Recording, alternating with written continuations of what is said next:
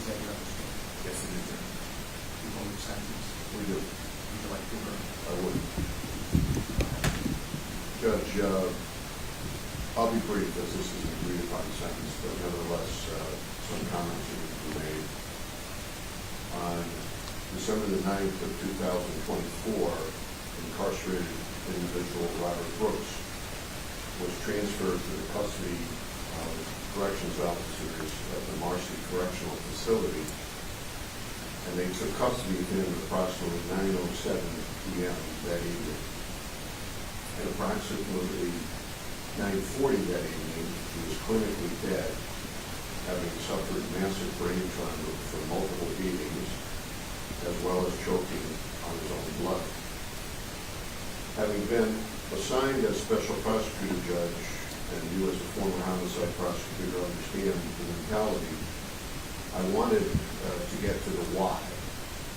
What did Robert do to provoke this? Not that it could possibly be in any way justified by a provocation, but there had to be a reason. He had to have resisted. He had to have been assaulted. Maybe he spit at one of the officers. And 8 months later, and hundreds of investigative hours later, I can answer that question as to what Robert Brooks did to provoke his death. Absolutely nothing. This was a simple welcome to Marcy. Many of us, justifiably, I still think, place trust in our institutions, people who enter this courtroom trust that justice will be dispensed and served. We drop our kids off at school. We trust that they will be educated. And on occasion, we lock people up. And we have certain trusts. We only lock people up for 4 reasons. Number one, we want to incapacitate them. We want to separate them from society so they can't continue to do what they were doing. Secondly, we want to deter future conduct. We want to send a message that this conduct will not be tolerated, and you should not follow that conduct. Thirdly, there's retribution for the victims involved. And finally, but certainly not the least, we want to rehabilitate the defendant. We want to educate the defendant. Does he have a drug problem? Does he have an alcohol problem? Does he have a mental health issue? And we trust that the person will come out better than when they entered the facility. Robert Brooks came out in a casket. I watched that tape, Judge, that was released to the public. I'm prosecutor for 45 years. I had difficulty watching that tape. I really did. A helpless, shackled man being beaten, and a beating that this defendant actively and willingly participated in. I often wonder, had those tapes not been in existence, how much larger the fabrications would have been, how much wilder the stories would have been. I mean, this defendant even told hospital personnel who were trying to save Robert's life that he fell and hit his head. How serendipitous it was that those tapes had been discovered to bring us the truth of what happened.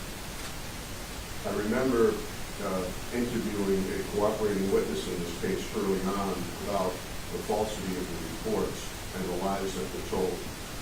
And I asked him, I said, when did you all get together to agree and conspire to falsify your reports? And he looked at me with a puzzled look on his face, and he said, agree? Now, we didn't need to agree. That's just what we do. And that told me all I needed to know about this case. To personalize this tragedy, Your Honor, I have the privilege of presenting to you for his victim impact statement. One of the sons of Robert Brooks, who has been denied the opportunity to reunite with his dad. Ironically, it would have been just over a year from now when his dad would have been a free man. So please, with your permission, Your Honor, I'd like to introduce Robert Brooks Jr. to speak to the court on sentencing.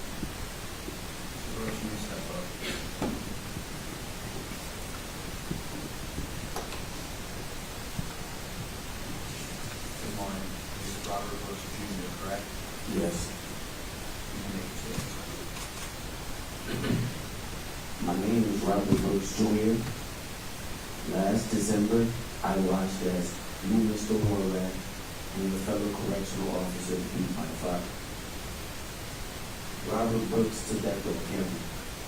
I'm here to give an impact statement as though I could ever truly describe to you the impact your actions have had on me and my family. You took my father. You took my son's grandfather. You took my grandparents' son. You took my uncle's brother, and the list goes on. It never occurred to you that my father was human, with a family who loved him. In that video, I see you and your fellow officers treating him as his life holds no value at all, as if you were entitled to brutalize him for sport. I want you to imagine for a moment what it feels like to see someone you love treated that way. I want you to imagine watching someone beating your own father helpless, restrained, bloody. I want you to imagine watching your own father be hit with the 50 boot or being dragged by his neck. I want you to imagine watching all of this happen to your own father and you being total powerless to stop it. I would never get these images out of my head. They invade my consciousness without warning, flooding me with the worst feelings imaginable. They won't haunt my nightmares for the rest of my life. I am not okay, and I never will be. My father had struggles in his life, but was using his prison time to work on himself. He studied American Sign Language, deepened his faith with God, and maintained a healthy relationship with me and the family. He was scheduled to be released July 23, 2026, and he was hopeful for his future. And his family was eagerly waiting his homecoming. You took that away from us. Although I can never forgive you, I respect that you admitted what you did and accepted responsibility. And I hope that others have the courage to do the same. That goes beyond what happens in any courtroom. Anyone who watched this video can see that your actions did not occur in a vacuum. You were part of a system that dehumanized my father. Every person in authority who allows a system of violence and abuse to exist and continue must also take responsibility. Mr. Walrath, you are no longer an actor within the system. Now, your life is at the mercy of it.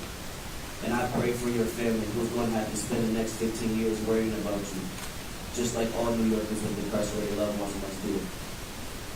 No one should ever have to go through what my father and family endured. Thank you for hearing me out.